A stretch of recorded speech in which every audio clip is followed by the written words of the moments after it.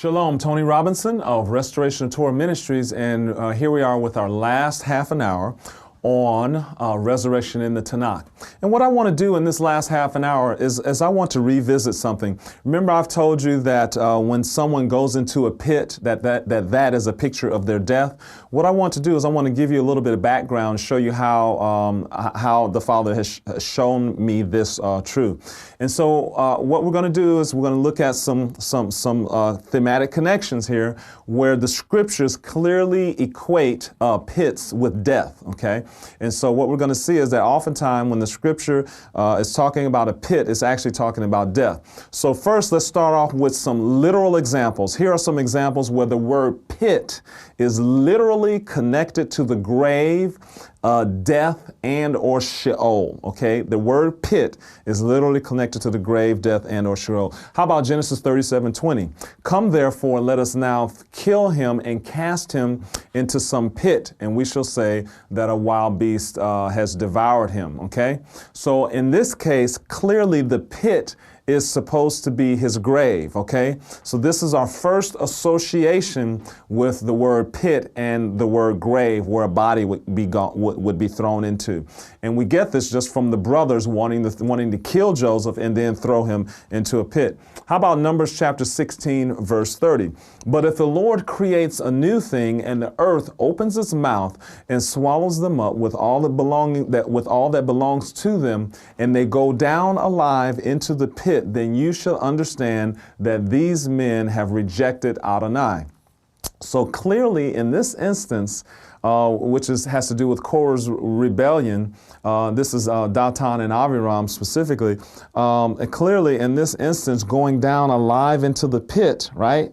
Clearly the pit is a place of death, okay? See here again. So what we're doing is we're just looking at the scriptures and we're saying, okay, how is this word pit used? What's associated with the pit?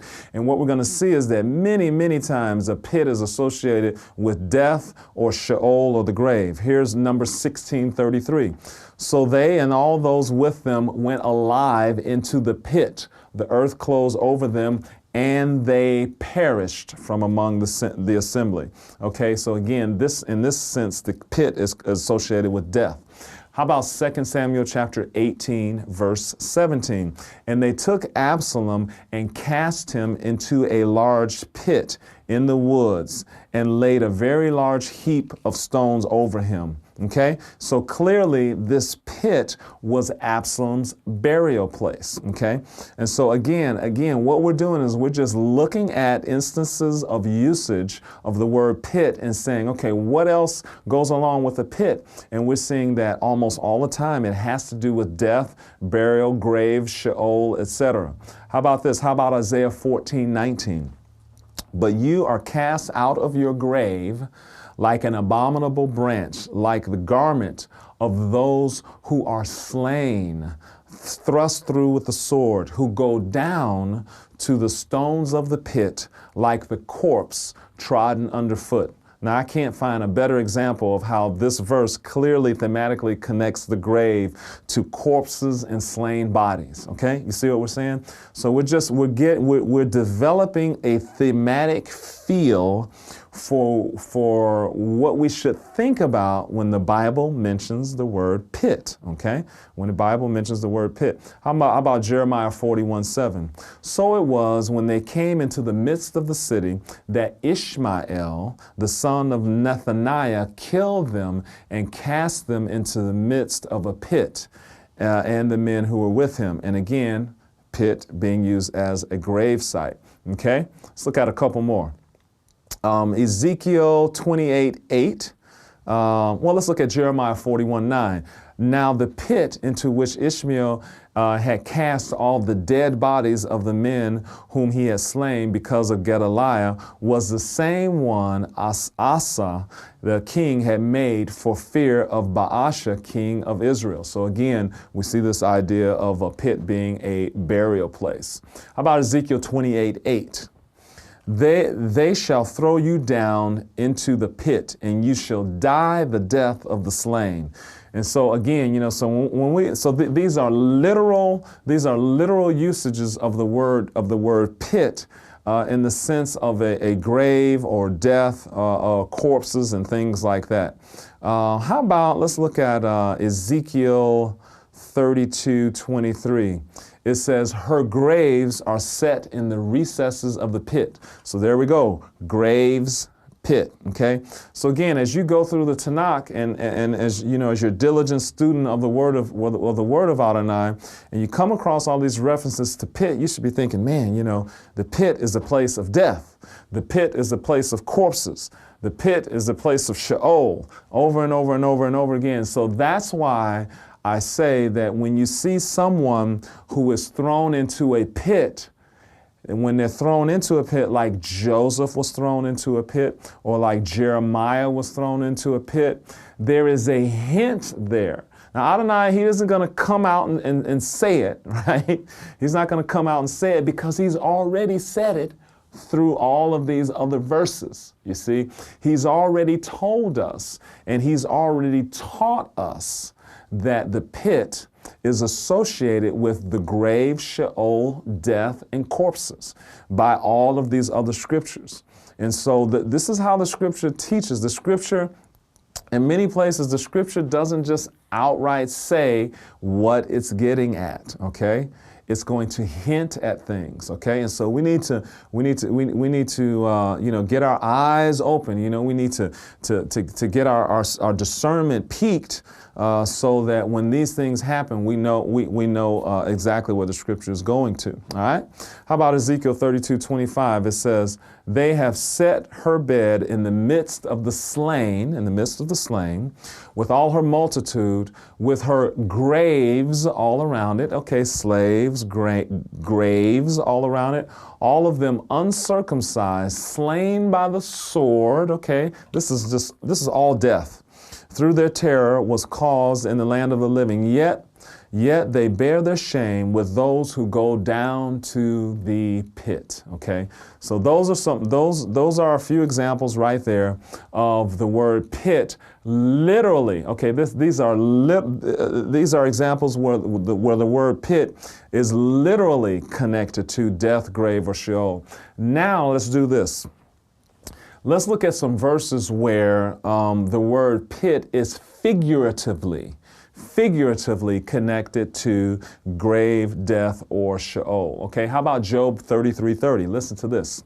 "To bring back his soul from the pit, that he may be enlightened with the light of life." Okay, so in other words, to be rescued from the pit is equal to life. Okay, this is a beautiful parallelism. To bring back his soul from the pit, okay. All right, and what is the accomplishment of that? That he may be enlightened with the light of life. Okay, so in other words, the opposite. The life that he's going to gain is the opposite of the death he would have experienced in the pit. How about Psalm 28:1? "To you I will cry, O Lord, my rock. Do not be silent to me, lest if you are silent to me, I become like those who go down to the pit." Okay. Now, when he says, "lest I become like those who go down to the pit," what is he talking about? He's talking about those who die. Okay. And that's why I say these are figurative usages. Okay. They're figurative. Okay. You know, what he was talking about is lest I be like someone who dies. But instead of saying, lest I be like someone who dies, he says, lest I be like someone who goes down to the pit. Okay, so it's a figurative use of the concept of pit, meaning death. How about Psalm 35:7? "For without cause they have hidden their net for me in a pit, which they have dug without cause for my life." Okay, again, what he's talking about is people who are trying to trap him, okay? And he's using the figurative language that they have hidden a net for him in a pit. How about Psalm 49:9? It says that he should continue to live eternally and not see the pit. So therefore, not seeing the pit is to live eternally, okay? All right, so these are figurative usage of the word pit, okay, so that we would live eternally. How about Psalm 69, verse 15. It says, let not the flood water overflow me. Okay, now right there, that is a figurative use of flood waters, of waters of a flood. The writer here isn't literally talking about, okay, there's water coming over me. No, what he's saying is let not trouble, trial, bad things overflow me, that, more than I can handle. Don't let them engulf me, trouble and bad situations and circumstances. Okay, let not the flood water overflow me, nor let the deep swallow me up. Okay, and let not the pit shut its mouth on me. Okay, this is figurative language, right? Let not the pit shut its mouth over me. He's basically saying here we see that this death. He's basically saying, don't let all these troubles overcome me. Don't let me be swallowed up by the pit. Psalm 143, verse 7. It says, answer me speedily, O Lord, my spirit fails. Do not hide your face from me, lest I be like those who go down into the pit. Okay? So what he's saying here is, Adonai, if you hide your face from me, it would be just like someone going down to the pit. It would be like death. Okay? It would be like death. And then let's look at Jonah chapter 2, verse 6. Okay? Jonah said, I went down to the moorings of the mountains, the very foundations, the earth with its bars closed behind me forever. Yet you have brought up my life from the pit, O Lord my God. So right here, Jonah equates his stay in the belly of the fish, in the depths of the water, as if he had gone into a pit. Listen to this. You have brought up my life from the pit. Well, I have a question for you. Was Jonah in a pit? Was he in a pit? No, he was not in a pit. So you see, this is a figurative usage of the word pit. Jonah was not in a pit. He was in the belly of a fish. But he's using this phrase figuratively because in his worldview, in his paradigm, a pit is a place of death. Okay, and he saw himself in a place of death. Okay. So now let's talk about parallelisms. Let's talk just a little bit about parallelism. In its simplest form, a parallelism occurs whenever a writer states something twice using different words, okay? He's going to say the same thing twice using different words. Often it looks like poetic repeats. However, we can learn many associations or thematic connections from the parallelism. So let me give you an example. Psalm 33, verse 9. For he spoke and it came to be, he commanded and it stood firm. Okay? He said the same thing twice. Okay? For he spoke and it came to be, he commanded, it stood firm. And so in this example, for he spoke is thematically connected to he commanded. You see, for he spoke, he commanded. Whereas it came to be is thematically connected to it stood firm. It came to be, it stood firm. So he said the same thing twice, but he changed the words. But what we can do is we can gather a number of associations. So let's look at Job 33:22. Listen to this parallelism. It says, yes, his soul draws near the pit and his life to the executioners. Okay, there's your parallelism right there. His soul draws near the pit and his life to the executioners. Now, his soul is thematically connected to his life, and draws near the pit is connected to the executioners. Okay, you see, and so the pit has to do with being killed by other people, executioners. That's what that parallelism teaches us. Okay, but again, the main point is that pit has to do with death, okay? Death and corpses, etc. How about Job 33:18? Listen to this parallelism. He's going to say the same thing two times, but he's going to change the words, and it's in the changing of the words that we can say this is equal to that. Watch this. Job 33:18, he keeps back his soul from the pit and his life from perishing by the sword. There's your parallelism right there. He keeps back his soul from the pit and his life from perishing by the sword. In other words, his soul is thematically connected to his life, just like in the previous example. But this time where it says from the pit, that's thematically connected to from perishing by the sword. So in other words, when you perish by the sword, it's like going down into a pit. Okay? And so this is the beauty. This is the beauty of thematic connections. Okay, let's look at another one here. Psalm 30, verse 3. Let's listen to this parallelism. It says, O Lord, O Adonai, you brought my soul up from the grave. You have kept me alive. Okay, you brought my soul up from the grave. You have kept me alive. So clearly here, for someone's soul to come up from the grave is equated to keeping them alive so that they don't die, okay? All right? How about Proverbs, let's see here. How about Proverbs 1:12? Let us swallow them alive like Sheol and whole like those who go down to the pit. This is a good one here. It's a parallelism. It's stating the same thing twice, but changing the words slightly. Let us swallow them alive like Sheol and whole like those who go down to the pit. So where it says, let's swallow them alive, that's thematically connected to and whole. You know, let's swallow them alive, let's swallow them whole. It says like Sheol is equal to like those who go down to the pit. You see, so those who go down to the pit are just like people who go to Sheol, which is the netherworld of the place of the dead. You see, so all of these usages of the word pit. Okay, and let's look at another one here. How about this? How about Isaiah 14:19? Isaiah 14:19. You shall be brought down to Sheol, to the lowest depths of the pit. You see, he repeated himself there. You shall be brought down to Sheol, to the lowest depths of the pit, okay?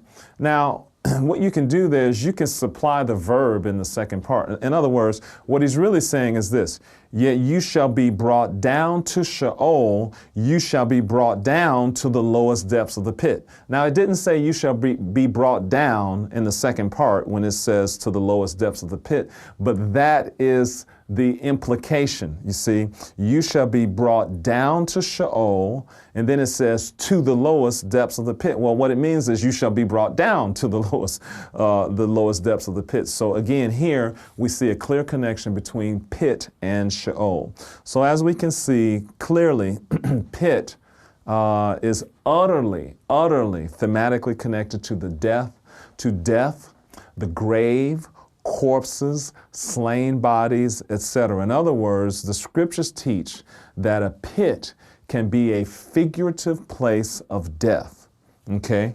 It can be a figurative place of burial and a figurative place of slain bodies. Okay? All right, and that's very important as we consider messianic prophecy, because as I said, when Joseph is thrown into the pit, if we already know that, wow, a pit, death, corpses, Sheol, slain bodies. This is a picture of Joseph's death. And as I said before, we know that that's true because immediately after they throw him into the pit, the Ishmaelite caravan comes, and guess what they have? They've got myrrh. And what is myrrh used for? It's a burial spice. So the picture that's being painted for us is that Joseph goes into the pit, and here comes the burial spice to anoint him with. Now, the Ishmaelites, they didn't literally look down in the pit and say, hey, let's slap some myrrh on this guy. He just died. Let's go slap some myrrh all over him. They didn't do that. Right? They didn't have any idea what was going on.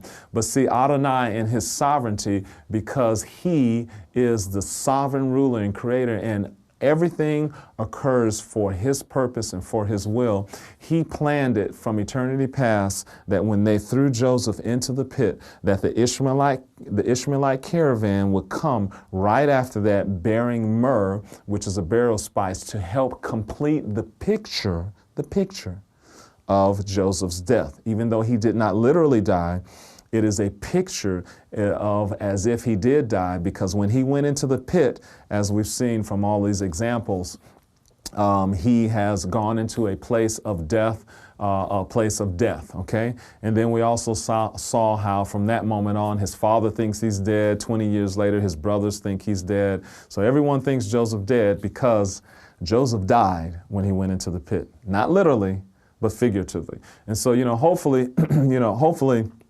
this little excursion here on a pit and how it's used in Scripture is going to give you the thematic evidence that you need to accept that, hey, when he goes into a pit, it's a picture of his death. When Jeremiah goes into the pit, it's a picture of his death. Okay, when Daniel went into the lion's pit, it was a picture of his death. Okay, when the two spies in Jericho, when they hid in the mountain, it was a picture of their death. When they hid on top on top of the roof in the flax, it was a picture of their death. When the two priests' sons were carrying word to David about Absalom's plans, it says they went down into a well and the woman covered the well over with some groats. That was a picture of their death going into the well. You see, all of those are pictures of death. And by the way, all of those instances are messianic prophecies of the death, burial, and resurrection of the Messiah. Each one of those examples is a messianic figure going into the earth, okay? Going into the earth and then coming out alive. And we can add that with Jonah also. Okay, so what we want to look at is here in closing is the word pit. In Hebrew, the word pit is pit in Hebrew is bor, and it's translated different ways. It could be translated as pit, it could be translated as cistern, it could be translated as well, dungeon, or prison. All of those are valid valid translations of the Hebrew word bor. Okay, and so that's why I said that even when someone goes into a prison, that is also a picture of death, because that prison is the Hebrew word bor. Now there are two words in the Hebrew for that could be translated as a pit. One of them is this word bor is Strong's number H952. H952. Okay. So we want to look at this in Jeremiah 2:13. It says, "For my people have committed two evils. They have forsaken me, the fountain of living waters, and hewn themselves cisterns, broken cisterns that can hold no water." So it's translated as cisterns in Jeremiah 2:13. Okay. And then also in Isaiah 36:16, okay? So another word that's used along with bor is be'er, okay, be'er. And usually be'er, it has running water in it, okay? That's what we call a well proper, okay? It is actually a well. So you have to look in the Hebrew. If it's bor, that just means a hole in the earth. Now it may be a cistern, okay, which can hold water, or it may be empty. But when you see the Hebrew word be'er, that typically means that's your well proper. It means that there's a source of water coming into it, okay?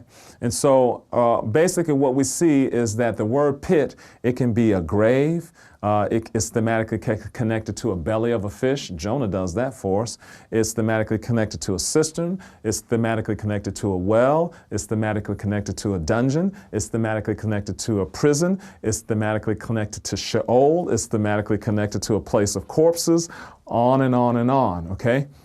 But the idea is that once we understand the Hebrew word bor and how it's used, we're able to see these pictures that the scriptures are painting for us. Okay, so in summary, we've taken, I think this has been about 6 hours or so, that we've taken to look at resurrection in the Tanakh. Resurrection in the Tanakh. And what we're finding out is that that is something that is taught in the Tanakh, in the Old Testament. It's not introduced to us in the New Testament. It's not a New Testament concept. It's something that actually begins as early as, here's a test for you. Where is the first scripture that introduces us to the idea of resurrection on day 3? Give you a couple of seconds, and it should be Genesis 1:11 through 13, right? Remember, on the third day, day 3, that's where life sprang forth from where there was no life, okay? A beautiful picture of resurrection. And so it begins as early as Genesis chapter 1, and then we've covered many, many instances of resurrection in the Tanakh. So hopefully, this study has given you some tools. Maybe it's giving you a little bit of ammunition. But if you're going to use it as ammunition, you need to do so in love. But seriously, hopefully, it's giving you some tools, some understanding of resurrection, and obviously what it will help you do is it will help you understand and know for sure that Yeshua is the Messiah, okay? Because all of these, this whole understanding about resurrection on day 3, the real importance of it is that it helps us to see that Yeshua is the Messiah. So Father, in the name of Yeshua, I just come before you. I thank you for my brothers and sisters that have listened to this. I pray your blessing upon them. I pray in the name of Yeshua that you will fill us all with the spirit of wisdom and understanding in you. And furthermore, Father, that it would draw us closer to you, that through the knowledge that we gain, that we would know you more, and that we would love you, and that we would love our brother as ourselves. So we thank you. And I thank you guys for watching. May you be blessed in Yeshua's name.